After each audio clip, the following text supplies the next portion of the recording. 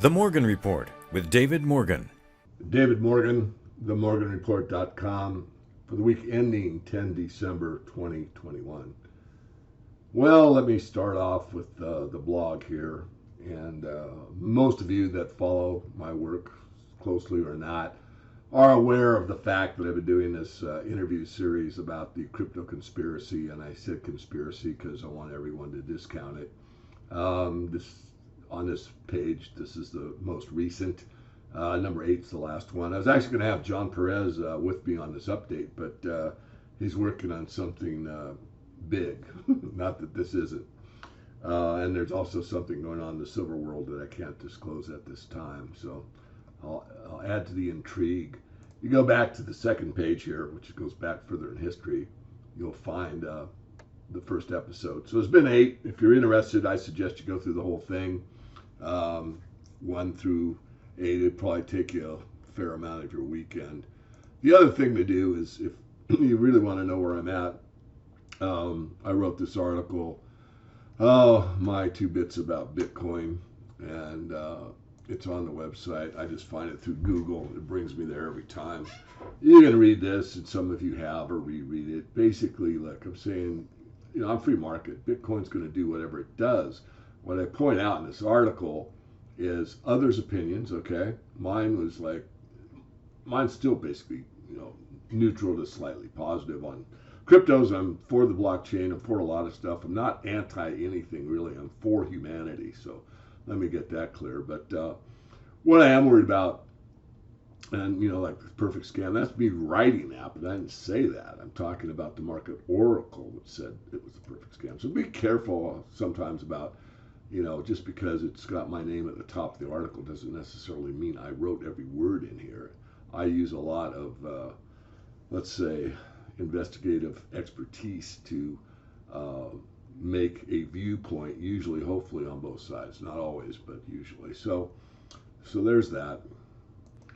I was going to dig a few more of these out, but I decided to just go with a couple. The top ones, cut and paste from LinkedIn, left the gentleman's name off.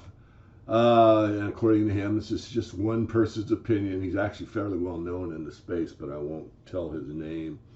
Your crypto conspiracy story is the single most important story out there. Absolutely amazing work by you and John. Would love to get him or you on for a short video. I'm going to mail your video too, and I just put all zeros in there, but a very well followed and known personality in the monetary sphere, and he should have you on too. Here's one I got from a non-subscriber, but contacted me indirectly through the website, and this goes back just about 4 days, 4 or 5. Yesterday I saw your 7 conspiracy videos, and I finally saw some rational disclosure on the subject. My first thought years ago was only a top investment bank or big intelligence agency could have devised something like BTC. That is the only reason it has not been banned, he says, yet. The real unaddressed big question about BTC is, quote, what is the real purpose of such a huge computing network used to mine BTC, end quote. My opinion, this is his, not mine, my opinion is that the decentralized computing system of BTC's community that consumes more energy than Switzerland, Argentina, or Finland is not just for solving useless algorithms. It could be used to feed a mass surveillance AI system. So let me pause there and go back to, I think it was video number 4. You'll see it by the tile. It's with Cyrus A. Parsa. And believe me, with John and Cyrus, I don't necessarily agree with everything these guys say, but I'm trying to show an alternative view, let's say, on some of this stuff. And my main purpose is, again, to help humanity. If you got great big profits in some of these altcoins or the well-known ones, I'm not a financial advisor registered wise. It's up to you. But if it were me, I'd be taking some profits off the table. I'll say that for the umpteenth time. Possible use for BTC are: 1, BTC as a scam to keep people leveraged or impoverished.